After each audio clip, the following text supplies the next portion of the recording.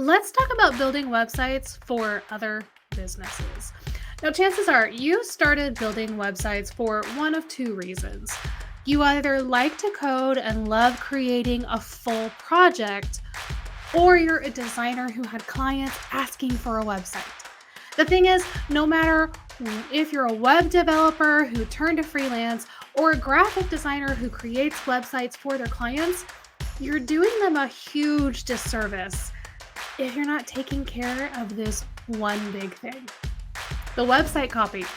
I spent a lot of time reading Facebook group posts, looking at social media, and just listening into the conversations of website developers and designers. The biggest struggle that they face, they don't know how to handle the copy. In fact, many of them are relying on their customer to provide that copy and complaining about it.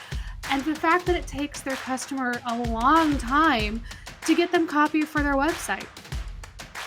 And to that I say, well, duh. Of course your client doesn't know how to get copy for their website. Of course they're going to struggle to provide that and take a long time to get it back to you.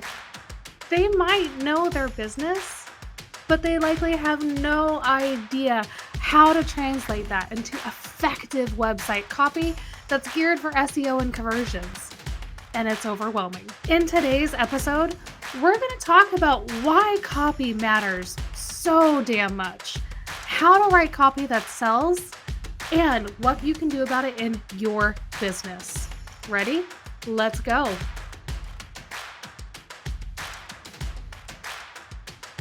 So here's the thing that most people don't understand about websites. It's not about the design or how it's built or really anything else that feels fun. It's all about the words on the page. What gets someone to go from questioning to sold? It's the copy of the website. It's the ability for the business to showcase that they, in fact, understand their customers' problems and actually offer a solution to that problem. Even when you're shopping on Amazon, how often do you make a purchase just by looking at the pictures and not reading at least part of the description? I mean, really. But especially for smaller businesses that have to build up the trust to make that sale, website copy is what's driving your browsers to take any action at all. Now, SEO is, after all about improving your on-page SEO. SEO starts with the a search engine's ability to crawl and understand your website. Now, if the words on the page don't tell Google what a website is about, you're going to struggle to get ranked at all. Copy is where your targeted keywords and key phrases get used most. It's where Google and your customers understand what your website is about, and it helps it show up for the correct search results. Now, writing website copy is not about writing for Google. Back in the old days, about 13 to 15 years ago, I definitely worked at companies that wanted me to keyword stuff and include our targeted keywords as much as possible on the page.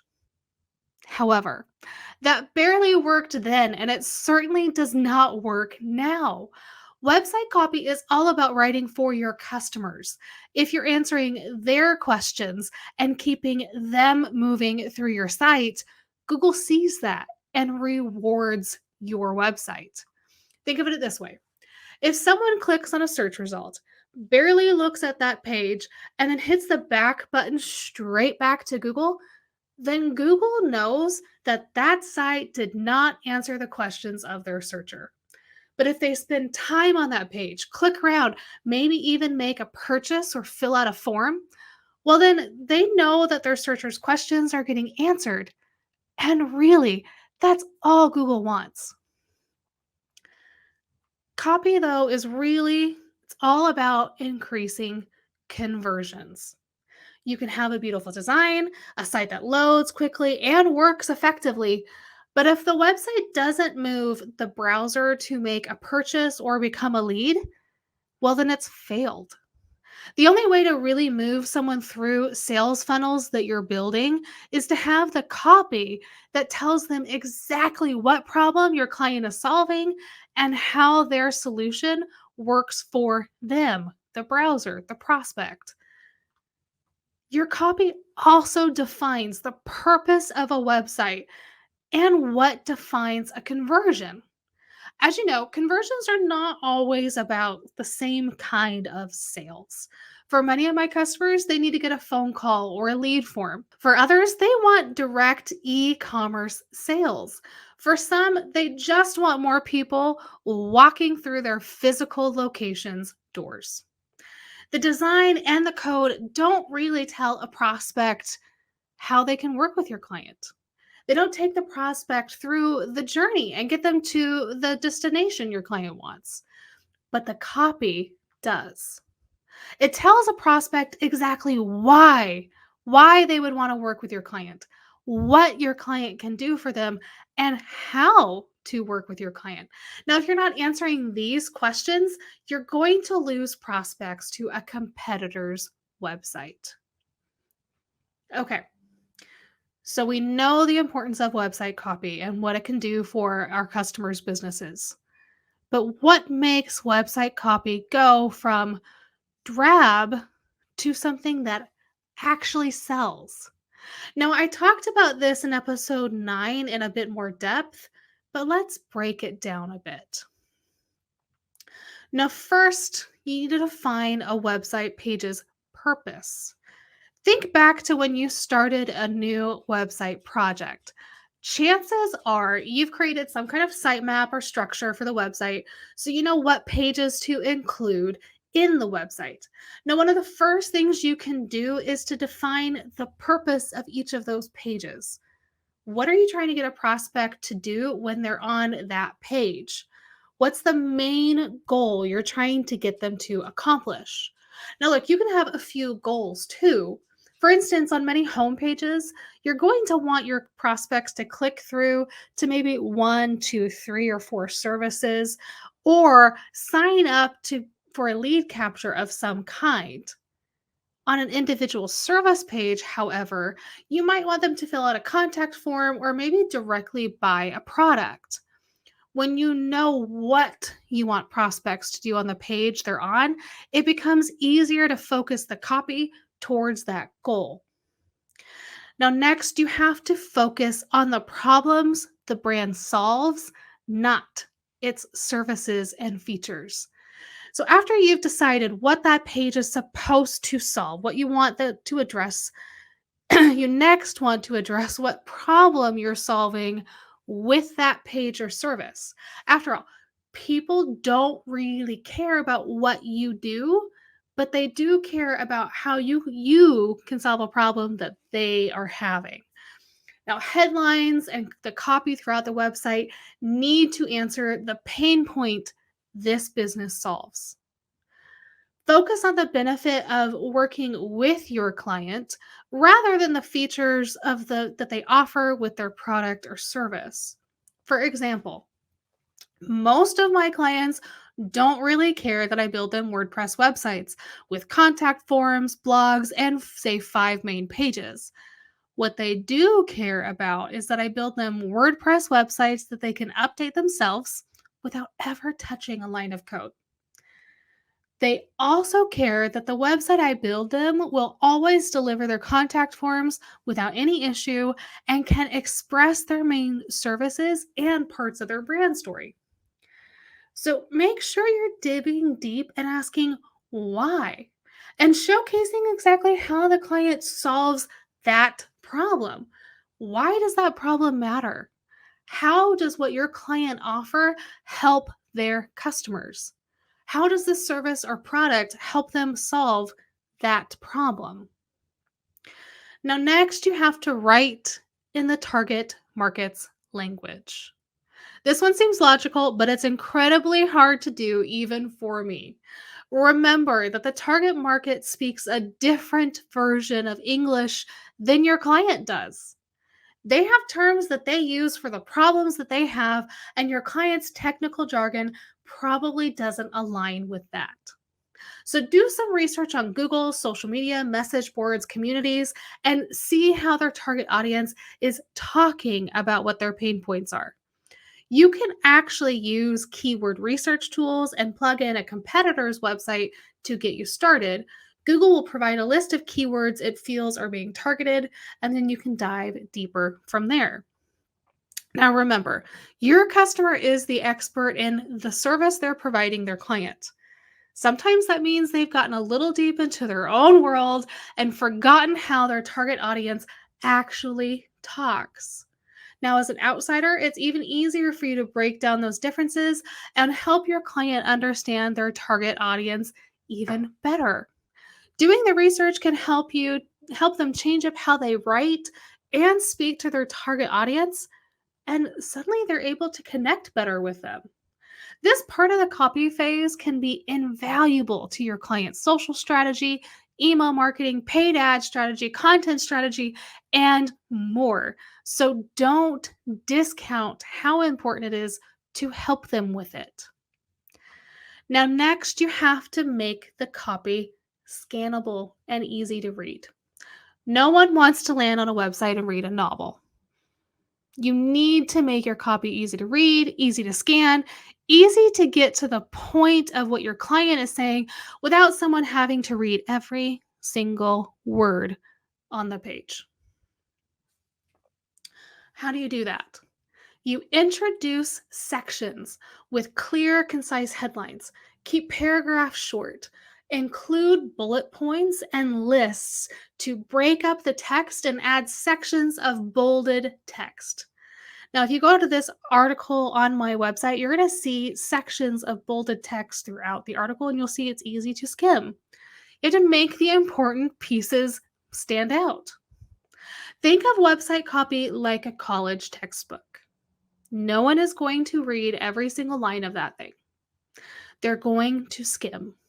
Just make sure that when they skim, they're getting the important pieces. Okay, so that's the basics for improving website copy. But what do you do about the problem of copy with your business? Now, chances are you may already feel a bit more comfortable with tackling website copy now after today's episode, but that doesn't mean you know exactly how to handle it in your business. The answer, though, is to never hand the website copy off to a client and wait for them to give it back to you. Unless, of course, your client is a professional SEO or website copywriter themselves.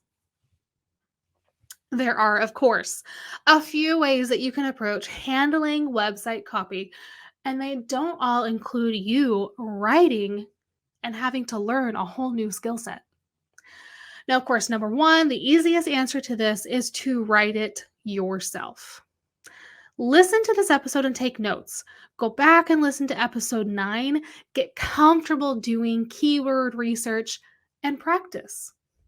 The key with writing it yourself is following a process each time.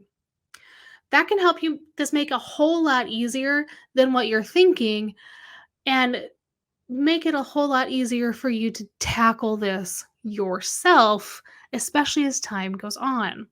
You always want to start with the copy before you ever get to design or development, however.